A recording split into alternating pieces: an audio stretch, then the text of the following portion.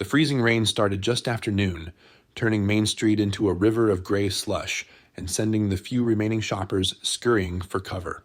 Jenny Morrow watched it through the front window of her store, a small thrift shop called Second Chances that occupied the corner lot between the post office and an empty storefront that used to be a hardware store. The neon sign in her window buzzed and flickered. She'd been meaning to fix it for months, casting an orange glow across the racks of secondhand clothes and shelves of donated books. It was a Thursday in early December, 4 days before Christmas, and she'd had exactly 3 customers all morning. 2 of them had just been browsing. The third had bought a pair of children's mittens for 75 cents and left $1, telling her to keep the change. Jenny had smiled and thanked her, but the truth was that 75 cents wasn't going to keep the lights on. Nothing was going to keep the lights on if things didn't change soon. The bell above the door chimed, and Jenny looked up, hoping for a customer. Instead, it was her son, Marcus, 9 years old and soaking wet despite the umbrella she'd sent him to school with that morning. "Hey, baby, how was school?" "Fine." He dropped his backpack by the counter and shook the water from his hair like a dog. "Mrs. Patterson said I did good on my math test. She put a sticker on it." "That's great, sweetheart. I'm proud of you." Jenny reached over and ruffled his damp hair. "Where's your umbrella?" Marcus looked at the floor. "I gave it to Deshawn. His mom couldn't pick him up, and he had to walk, and he didn't have one." Jenny sighed, but she couldn't bring herself to be upset. That was Marcus, always giving away whatever he had to whoever needed it more. He'd gotten that from his father, back when his father was still the man she'd married, instead of the stranger who'd walked out 3 years ago without so much as a goodbye. "That was kind of you," she said, "but next time, maybe walk together and share it." "Yeah, okay." Marcus wandered over to his usual spot behind the counter, where Jenny had set up a small desk for him to do his homework. He pulled out a worksheet and a pencil that was chewed down to a nub, and within minutes, he was lost in long division. Jenny turned back to the window. The rain was getting worse, coming down in sheets now, and the temperature was dropping fast. By evening, it would be ice. She thought about the heating bill she hadn't paid yet, about the rent that was due in 2 weeks, about the letter from the landlord that was sitting in her purse like a stone. The building had been sold to a developer from Oklahoma City. The new owner wanted to tear down the whole block and put up condos. Her lease was month to month, and he'd made it clear he wouldn't be renewing. She had until the end of January to find a new location, but new locations cost money, and money was something she hadn't had in a very long time. The bell chimed again. This time, the figure that stepped through the door was not a regular customer. He was big, well over 6 feet, with shoulders that seemed to fill the door frame. His leather jacket was soaked through, water dripping from its hem onto the worn linoleum. A black bandana covered his head, and his beard was streaked with gray, ice crystals clinging to the longer strands. His hands were red and raw, and when he moved, it was with the stiff, careful gait of someone whose muscles had stopped cooperating with the cold. Jenny felt Marcus go still beside her. She put a hand on his shoulder, a gesture meant to reassure them both. The man stopped just inside the door, dripping on her floor, his eyes scanning the shop with the quick assessment of someone used to reading rooms. When his gaze landed on Jenny, he raised both hands slightly, palms out. "Ma'am, I'm sorry to barge in like this. My bike broke down about a mile up the road, and I've been walking ever since. I just need a few minutes to warm up before I call for a tow. I won't cause any trouble." His voice was deep but not threatening. Tired, mostly. The voice of a man who'd been fighting the weather for too long and had finally surrendered. Jenny looked at him, really looked, past the leather and the tattoos peeking out from his collar, past the size and the rough appearance. She saw the way his jaw was clenched against the shivers he was trying to hide. She saw the exhaustion in his eyes. She saw a man who was asking for help and expecting to be turned away. She'd been turned away enough times herself to know what that felt like. "There's a space heater in the back," she said. "It's not much, but it's warmer than out here. I can make some coffee if you'd like." The man blinked as if he hadn't quite processed the words. "Ma'am, I don't want to impose." "You're not imposing, you're freezing." Jenny gestured toward the back room. "Go on, get warm. The coffee will take a few minutes." He stood there for a moment longer, something shifting behind his eyes. Then he nodded once, a small gesture of gratitude, and walked toward the back of the store. His boots squelched with every step, leaving wet prints on the floor that Jenny knew she'd have to mop later. She didn't mind.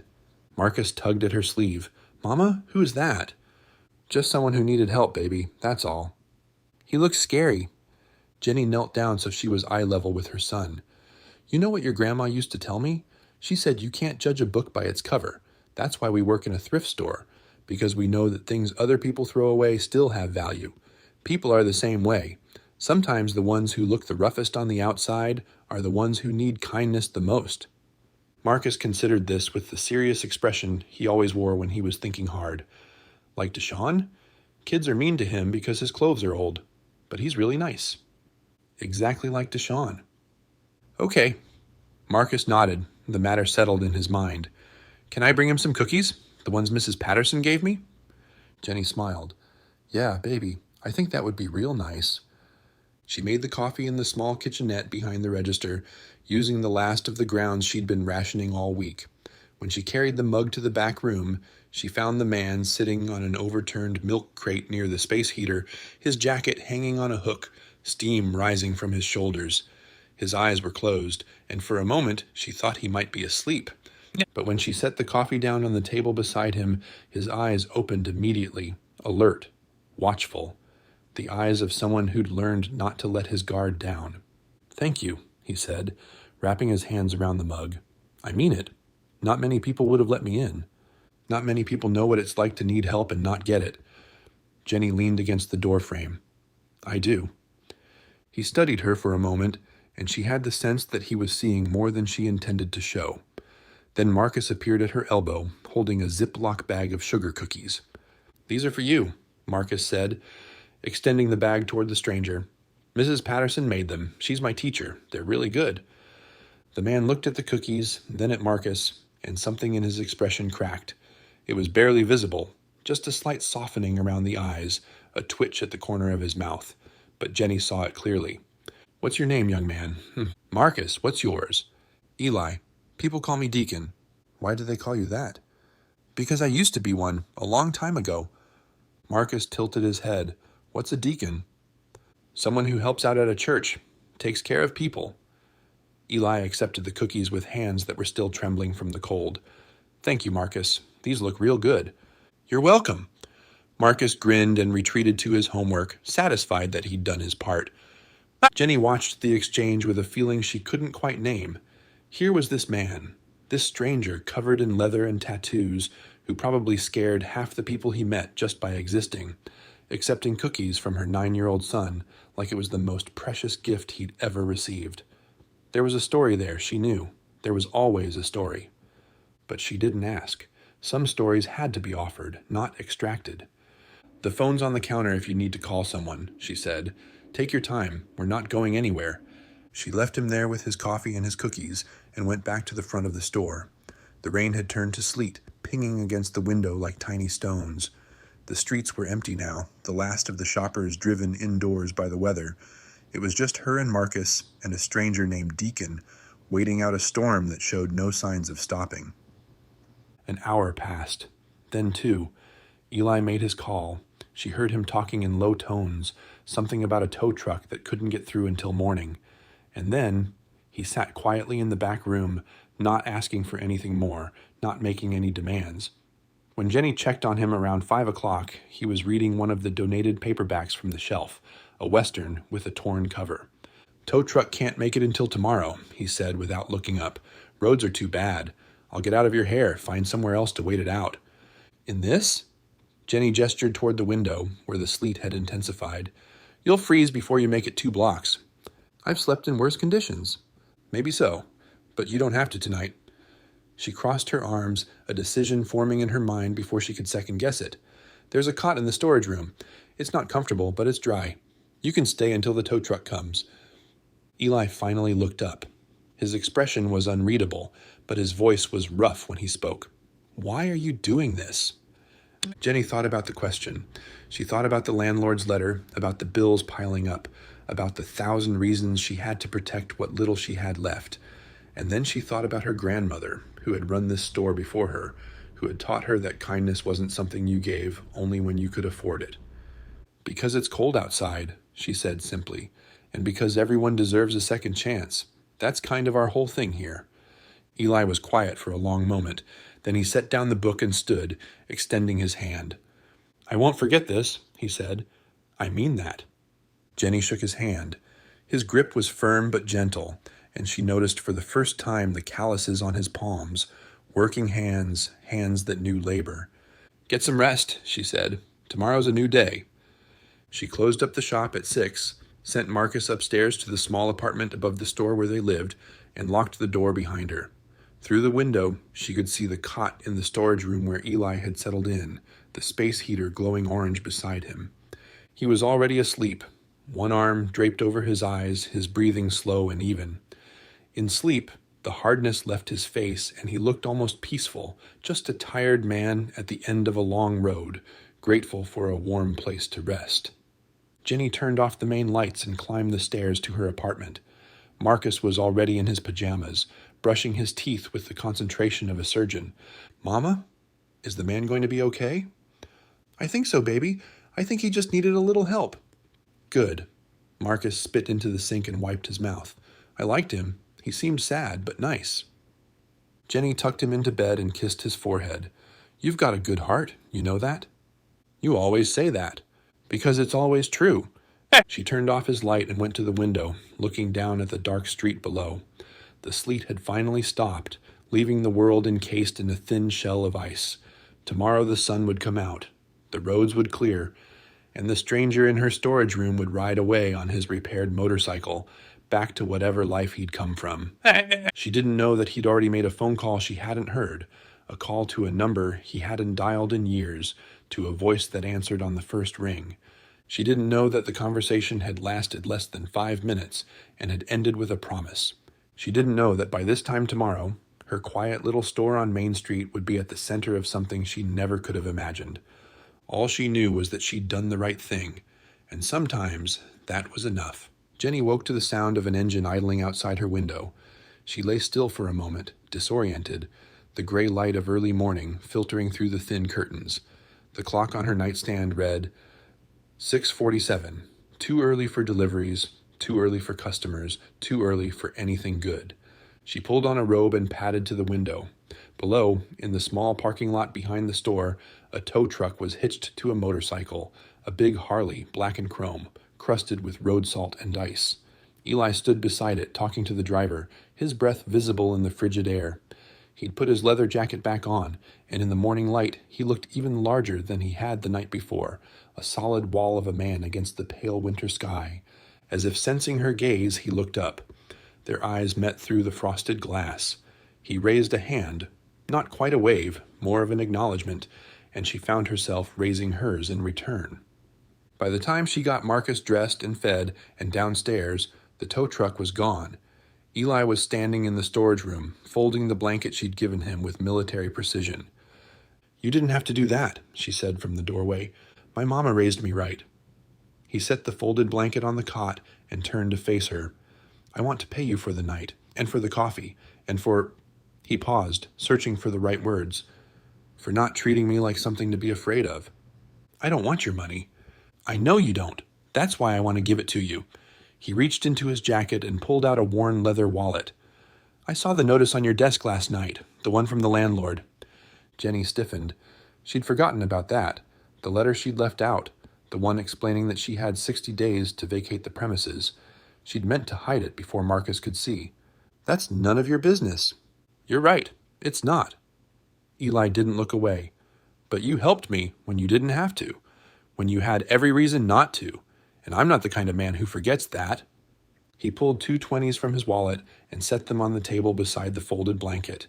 It was more than the cot was worth, more than the coffee, more than everything she'd given him combined. But before she could protest, he held up a hand.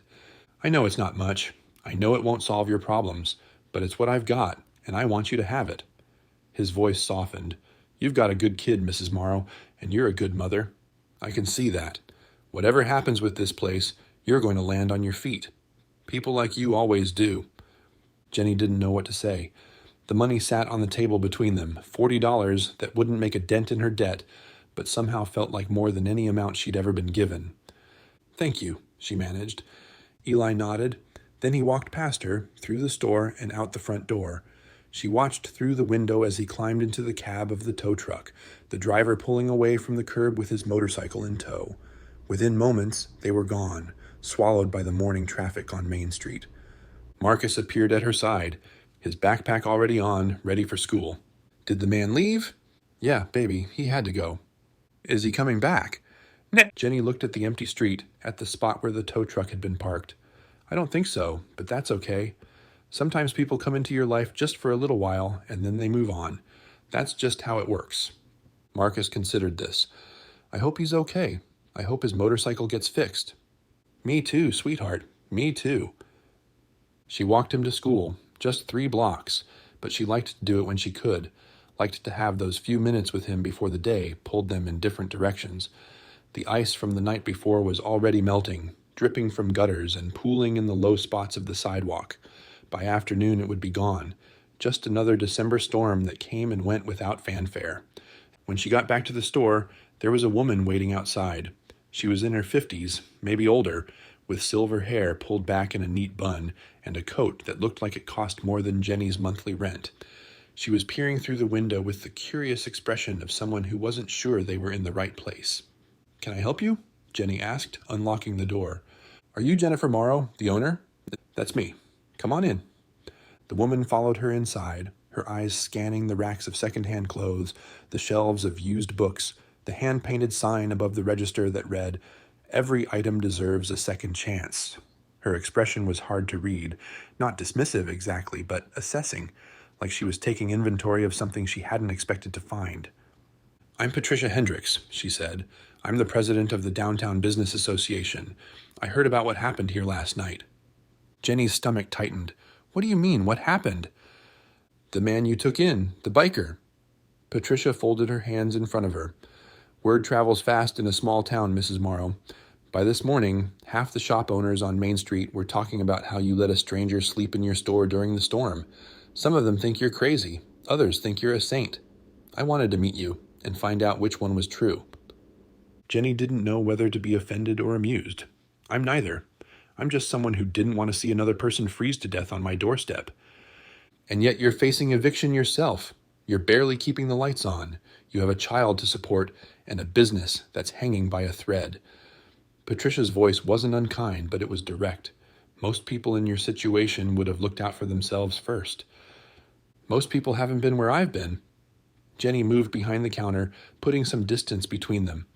When my husband left, I had nothing. No money, no job, no family nearby. The only reason I survived was because strangers helped me, people who didn't know me, who had no reason to care, but who did anyway. This store exists because of them, because my grandmother believed that everyone deserves a second chance, and because the people in this town believed it too. She gestured at the racks around them. Every piece of clothing in here was donated by someone who wanted to help. Every book, every toy, every piece of furniture. People bring things in because they know it'll go to someone who needs it. That's what this place is. It's not a business. It's a promise that we take care of each other, even when it's hard. Patricia was quiet for a long moment. Then she reached into her purse and pulled out a business card. The Downtown Business Association has a small grant program for local shops facing hardship. It's not much, $5,000 maximum, but it might buy you some time while you look for a new location. She set the card on the counter. The application deadline is next week. I'd encourage you to apply. Jenny stared at the card. Why are you telling me this? Because this town needs more people like you, Mrs. Morrow, people who do the right thing even when it costs them. Patricia smiled, and for the first time her face lost its formal edge. And because I have a feeling this isn't the last time you're going to surprise us. She left without another word, the bell above the door chiming softly behind her. Jenny stood alone in the quiet store, the business card in her hand, trying to process what had just happened. $5,000. It wouldn't save her, not completely, but it would give her breathing room. Time to find a new space, time to figure out her next move. It was more than she'd had yesterday. The morning passed slowly. A few customers trickled in, a young mother looking for winter coats for her kids, an elderly man searching for paperback mysteries, a teenager who spent 20 minutes in the corner reading a graphic novel before buying it with a handful of crumpled bills. Jenny helped each of them with the same patience she always did, the same genuine interest in their lives and their needs. Around noon, the bell chimed again. She looked up, expecting another browser, and felt her heart skip. Eli was standing in the doorway. He looked different than he had that morning, cleaner, more rested, his beard trimmed and his jacket replaced with a newer one that still had the tags dangling from the sleeve. Behind him, through the glass, she could see his motorcycle parked at the curb, gleaming like it had just been washed. "I thought you left," she said. "I did. Had to pick up my bike and take care of some things." He stepped inside, letting the door swing shut behind him. "But I told you I wasn't going to forget what you did, and I meant it." "You already paid me, more than you needed to." "That was for the room and the coffee." Eli reached into his jacket and pulled out a folded piece of paper. "This is for everything else." He handed her the paper. She unfolded it slowly, not sure what to expect. It was a flyer, hand-drawn, photocopied, the kind of thing you'd see stapled to a telephone pole. At the top, in bold letters, it read, "Second Chances Benefit Ride, Saturday, December 21st. All proceeds to Jenny Morrow and her son, Marcus." Below that was a description of the store, a brief summary of her situation, and a route map for a motorcycle ride that started in Oklahoma City and ended right here on Main Street in front of her shop. Jenny looked up, her hands trembling. "What is this?" "It's a ride," Eli said. "My club does them a few times a year, charity events mostly. We pick a cause, spread the word, and people show up. I made some calls last night, talked to some brothers, told them about you and your boy in this place." He paused. "They want to help."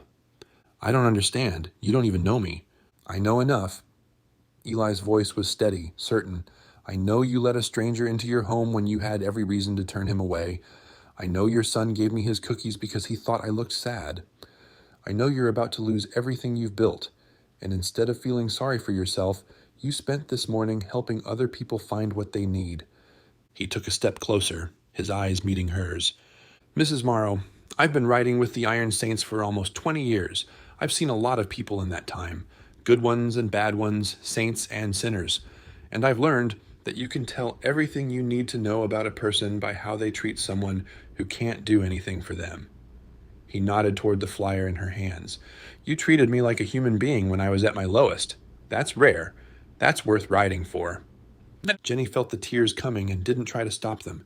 She'd spent so long being strong, being the one who held everything together, that she'd forgotten what it felt like to let someone else carry the weight. "How many people are you expecting?" she asked, her voice barely above a whisper.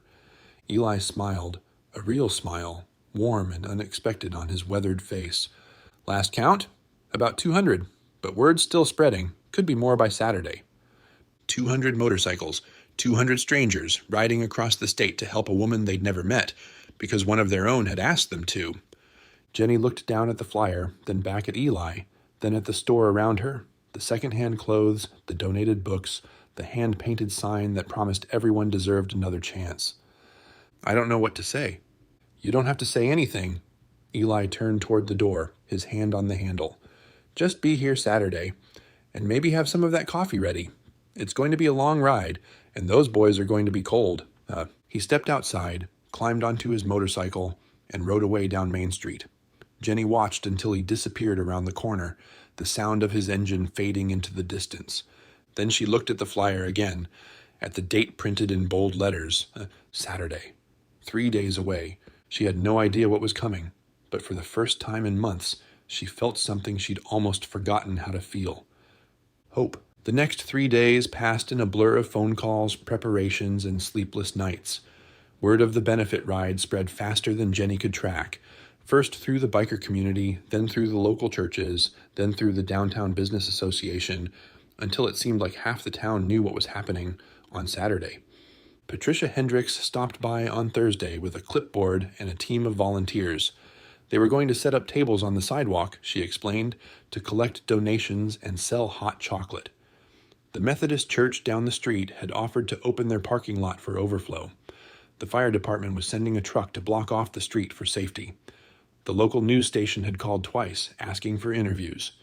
Jenny stood in the middle of her store, surrounded by strangers hanging banners and arranging folding chairs, and felt like she was watching someone else's life unfold. Mama? Marcus tugged at her sleeve. Are all these people here because of us? I think so, baby. Why? Jenny knelt down so she was at eye level with her son. His face was open and curious, the way it always was when he was trying to understand something important. Do you remember when you gave your umbrella to Deshawn? And when you gave your cookies to Mr. Eli? Marcus nodded. Well, sometimes when you do something kind for someone, they want to do something kind back. And sometimes that kindness spreads to other people, and they want to help too. It's like dropping a stone in a pond. The ripples keep going and going, further than you can see. So all these people are ripples? Jenny smiled, her eyes stinging. Yeah, baby, all these people are ripples. That evening, after the volunteers had gone and Marcus was asleep, Jenny sat alone in the darkened store. The streetlights cast long shadows through the window, and she could see her reflection in the glass, tired, thin, older than her 34 years. She thought about everything that had led her to this moment. The husband who had promised to love her forever and then vanished without a trace. The jobs she'd worked, the meals she'd skipped, the nights she'd lain awake wondering how she was going to make it through another month. And now, this, 200 strangers riding across the state because she'd let a man warm up by her space heater. The bell above the door chimed and Jenny jumped. She hadn't locked up yet, a mistake she rarely made, and for a moment, her heart raced with the old familiar fear. But it was just Eli, stepping through the door with snow dusting his shoulders. December had turned bitter again, and his breath fogged in the cold air of the unheated shop. Didn't mean to startle you, he said. Saw the light on, wanted to check in. It's fine. I was just... She gestured vaguely at nothing. Thinking. Eli nodded and walked to the window, looking out at the empty street. He was quiet for a long moment, and Jenny had the sense that he was thinking too. About what, she couldn't guess. Can I ask you something? She said. Anything. Why did you really do this? The ride, the flyers, all of it. You could have just walked away. Most people would have. Eli didn't turn around. His voice, when he spoke, was lower than usual. I told you. I used to be a deacon. That was true. What I didn't tell you was why I stopped. He was silent for a moment, and Jenny waited. 15 years ago, I had a family. Wife named Sharon, 2 boys, Tyler and James.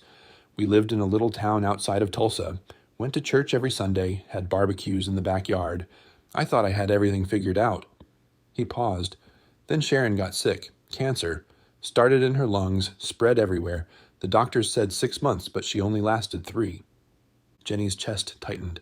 I'm sorry. After she died, I fell apart. Started drinking, lost my job, then my house, then my boys. They went to live with Sharon's sister because I couldn't take care of them anymore. I couldn't take care of myself. Eli's voice was flat, matter-of-fact, like he was reading from a script he'd memorized long ago.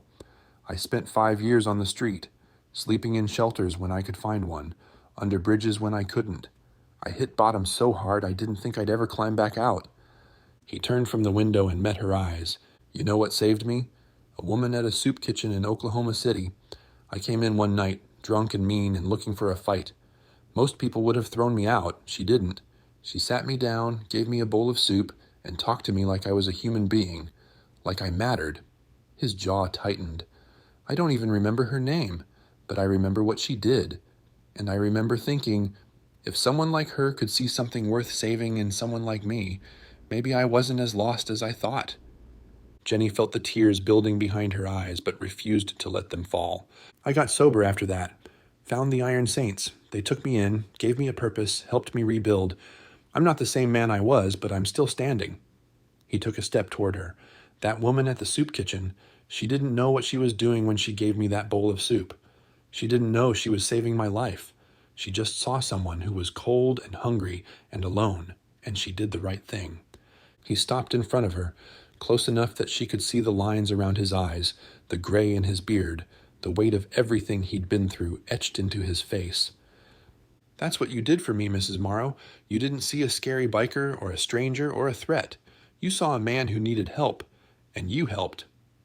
His voice dropped. I've been waiting 15 years to pay that forward, to find someone who deserved it.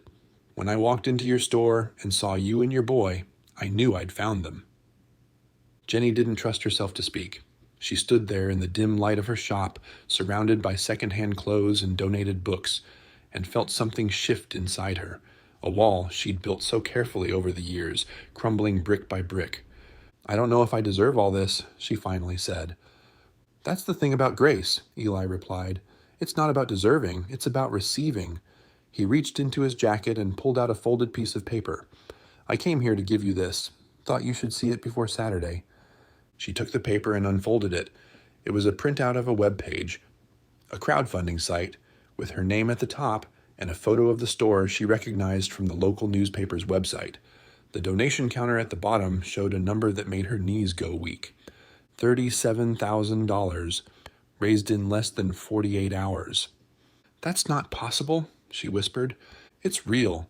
People have been sharing the story online. It's gone further than any of us expected."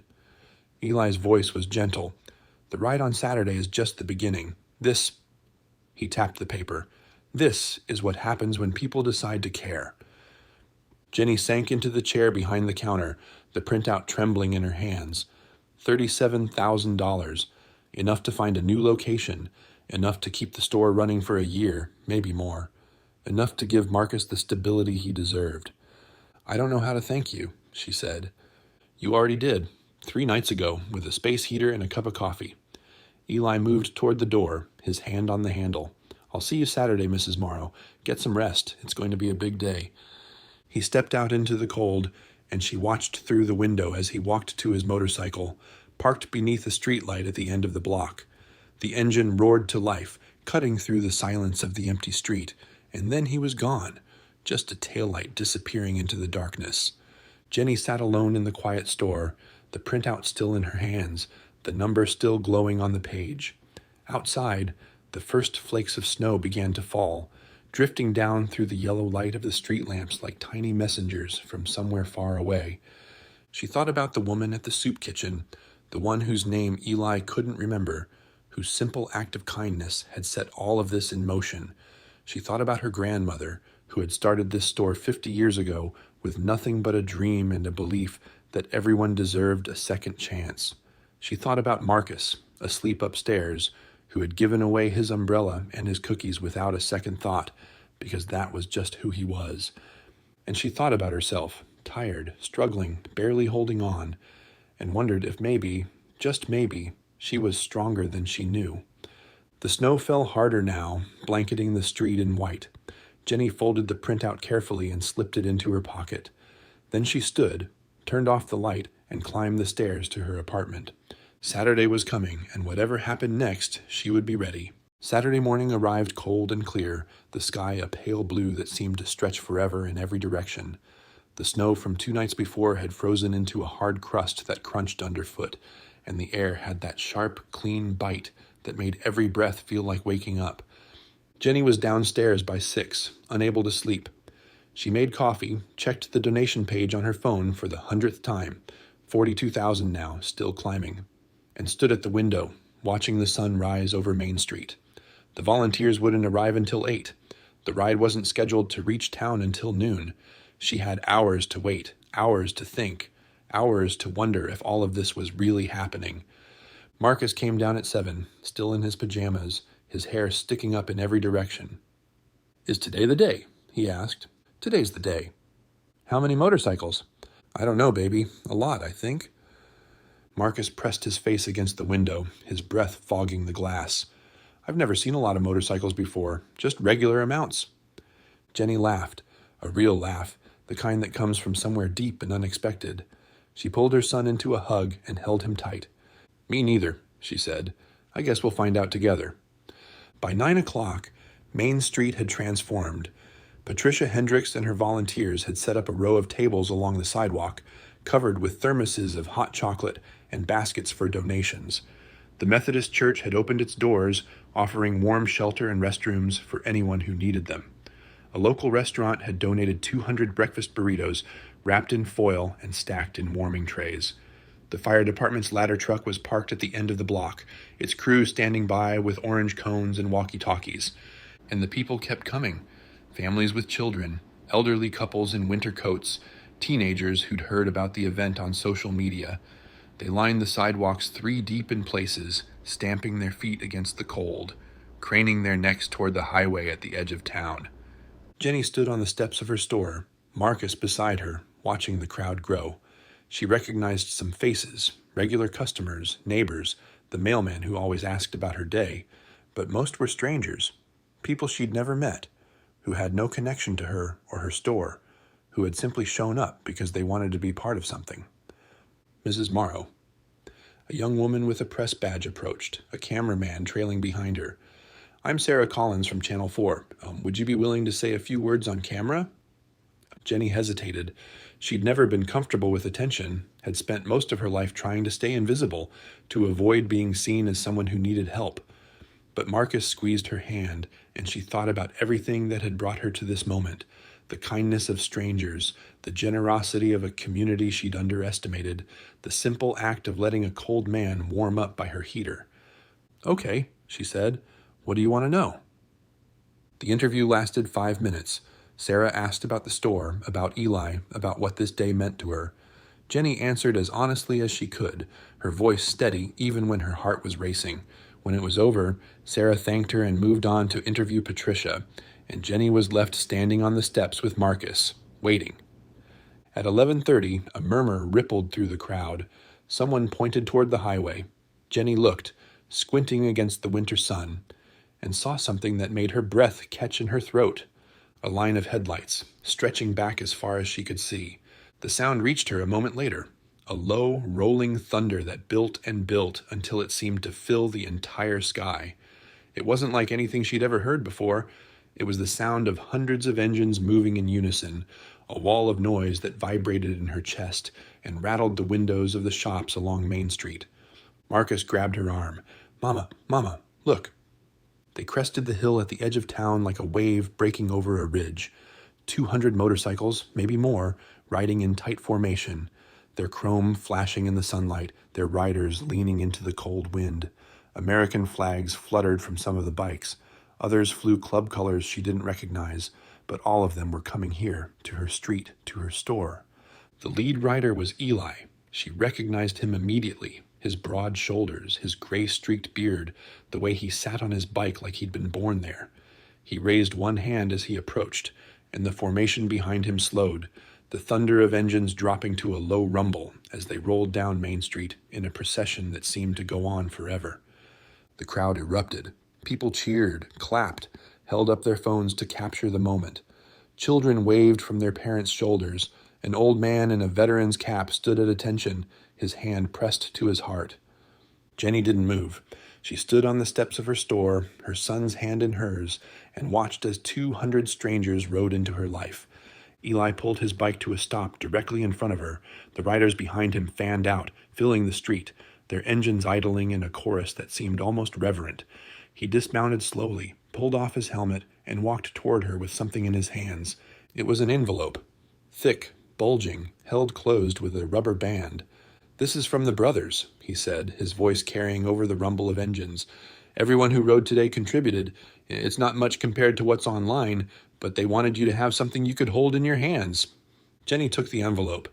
It was heavier than she expected. Not just paper, she realized, but coins, too, and what felt like folded checks. "How much?" she asked, her voice barely above a whisper. "A little over 8,000. Cash and checks." Eli's eyes were bright. "That's on top of what's already been raised. Altogether, you're looking at about $50,000, Mrs. Morrow. Enough to relocate, enough to rebuild, enough to keep this place going for a long time. $50,000, the number didn't seem real. None of this seemed real. I don't..." Jenny's voice broke. She pressed the envelope to her chest and felt the tears spill down her cheeks. "I don't understand why. Why would all these people, strangers, do this for me?" Eli was quiet for a moment. Then he turned and gestured toward the sea of motorcycles behind him. "You see those men and women? Every single one of them has a story. Some of them have been where you are, broke, scared, wondering how they're going to make it through another day. Some of them have been helped by strangers and never had a chance to pay it back. And some of them just believe that when one person is struggling, the rest of us are supposed to show up." He turned back to her. That's what this is, Mrs. Morrow. It's not charity, it's family, it's community. It's the way things are supposed to work. A woman stepped forward from the crowd of riders, tall, with silver hair and a leather jacket covered in patches. She looked to be in her 60s, but she moved with the easy confidence of someone half her age. "I'm Rita," she said. "Eli's been telling us about you for 3 days straight. Wouldn't shut up about the woman who let him in from the cold." She smiled, and her face softened. "I run a women's shelter in Tulsa. We see a lot of single mothers come through our doors, women who've lost everything, who don't know where to turn. What you've built here, this store, this idea that everyone deserves a second chance, that's exactly what we try to do. When Eli told us about you, there wasn't a single person who didn't want to ride." Another rider stepped forward, a young man, maybe 25, with tattoos covering his arms and a shy smile. "I aged out of foster care when I was 18, he said. "Didn't have anybody. Slept in my car for a year until I found the Saints. They gave me a job, a place to stay, a reason to keep going." He nodded toward the store. "I bought my first suit jacket in a thrift store just like this one, wore it to my first real job interview, and got the job too. Places like this matter. You matter." One by one they came forward. A nurse who worked double shifts to support her disabled mother, a truck driver who'd lost his son to an overdose and found healing in the brotherhood of the road, a retired teacher who'd spent her career in underfunded schools and still believed in the power of second chances. Each of them had a story. Each of them had a reason for being here. And each of them wanted Jenny to know that she wasn't alone. By the time the last rider had spoken, Jenny was openly weeping. Marcus had wrapped his arms around her waist, his face pressed against her side, overwhelmed by the size of the moment. The crowd on the sidewalk had fallen silent, witnessing something they would talk about for years to come. Eli stepped forward one last time. He reached into his jacket and pulled out a small wooden box, worn at the edges, clearly old. "This belonged to my wife," he said quietly. "She kept her most precious things in it. After she died, I couldn't bring myself to open it for years. When I finally did, I found a note she'd written me. It said, 'The only things we keep are the things we give away.'" He pressed the box into Jenny's hands. "I want you to have this, not because of what's inside, it's empty now, but because of what it means. Everything you've given to this community, everything you've done for people who had nothing to offer in return, it's come back to you. That's how it works. That's how it's supposed to work." Jenny held the box, feeling the smooth wood beneath her fingers, the weight of everything it represented. "Thank you," she said. The words felt inadequate, impossibly small against the magnitude of what was happening. "Thank you all." Eli nodded. Then he turned to the crowd of riders and raised his hand. "All right, brothers and sisters, let's give this lady and her boy something to remember." 200 engines roared to life in unison. The sound was deafening, triumphant, a wall of noise that shook the windows and rattled the bones. One by one, the riders began to move, circling the block in a slow procession, each one raising a hand in salute as they passed the store. Jenny stood on the steps, the wooden box in one hand and the envelope of cash in the other, watching the parade of chrome and leather roll by. Marcus was jumping up and down beside her, waving at every rider who passed, his face split in the biggest grin she'd ever seen. The procession lasted almost 20 minutes. When the last bike had passed and the sound of engines had faded into the distance, the street fell quiet again. The crowd began to disperse. The volunteers started packing up the tables, and the ordinary rhythms of a Saturday afternoon slowly reasserted themselves. But nothing was ordinary anymore. Everything had changed. Patricia Hendricks approached, her clipboard tucked under her arm. "Well," she said, "I think it's safe to say that was the most exciting thing to happen on Main Street in about 50 years. Jenny laughed, wiping her eyes. "I still can't believe it. Believe it." Patricia reached out and squeezed her arm. "You've got a lot of people in your corner, Mrs. Morrow. Don't forget that." She walked away, and Jenny was left standing on the steps of her store with her son, the wooden box, and the envelope full of money from strangers who had become something more. Marcus tugged at her sleeve. "Mama?" "Yeah, baby?" "That was the best day ever." Jenny looked down at him, this small, kind, impossibly generous boy who had started all of this by giving away his cookies to a stranger. "Yeah," she said. "I think it was. 3 months later, on a warm Saturday in March, Jenny unlocked the front door of her new store. It was twice the size of the old one, occupying the ground floor of a renovated brick building on the corner of Main and Third. The landlord, a retired teacher named Harold, who'd heard about her story on the news, had offered her a 5-year lease at half the market rate. "Consider it an investment in the community," he'd said when she tried to argue. "Lord knows we need more people like you." The sign above the door was new, hand-painted by a local artist who'd volunteered her time. It read "Second Chances" in bold green letters, with a smaller tagline beneath: "Every item deserves another story."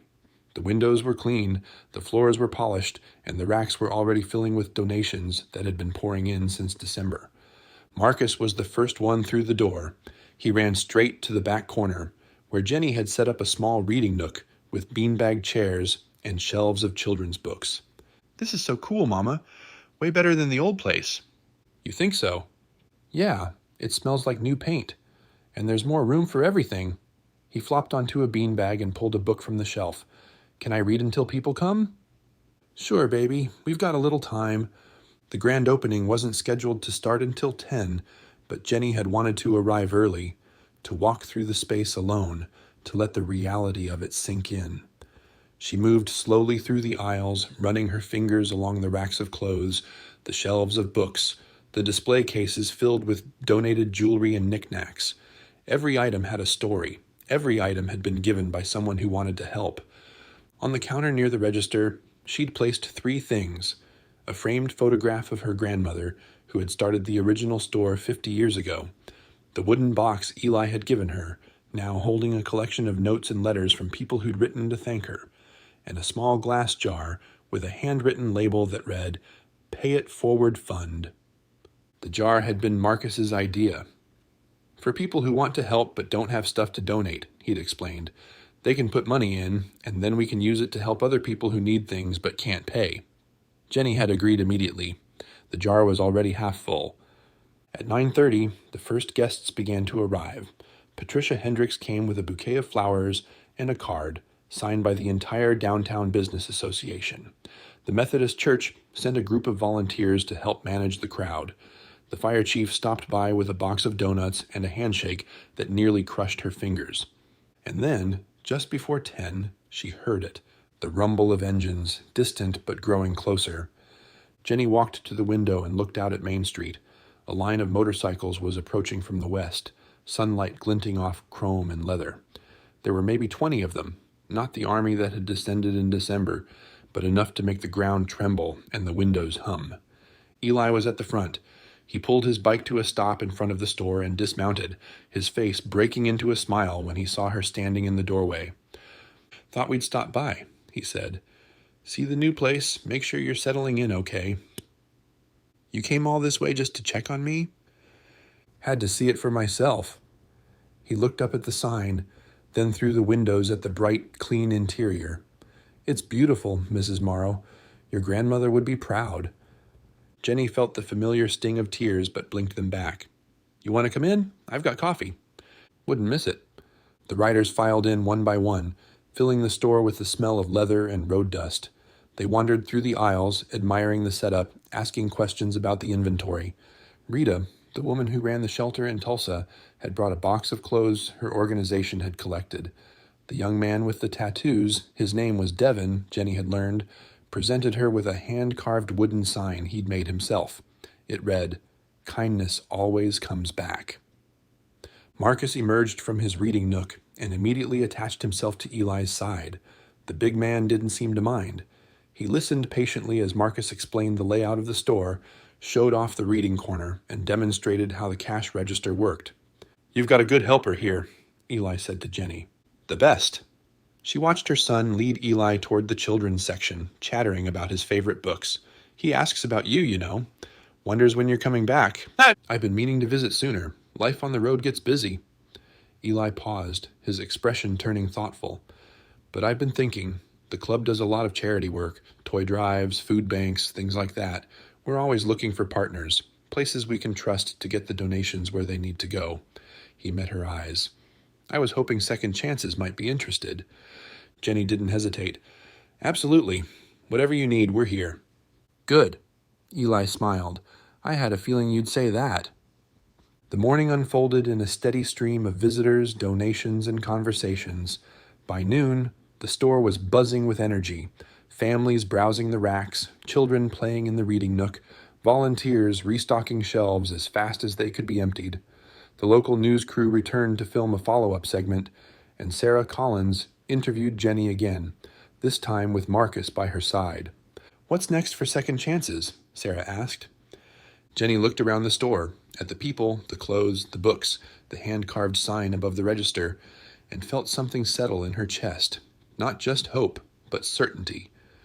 "We just want to keep doing what we've always done," she said, "helping people find what they need, giving things a second life, showing that kindness matters even when it's hard." She put her arm around Marcus, "Especially when it's hard." By late afternoon, the crowd had thinned.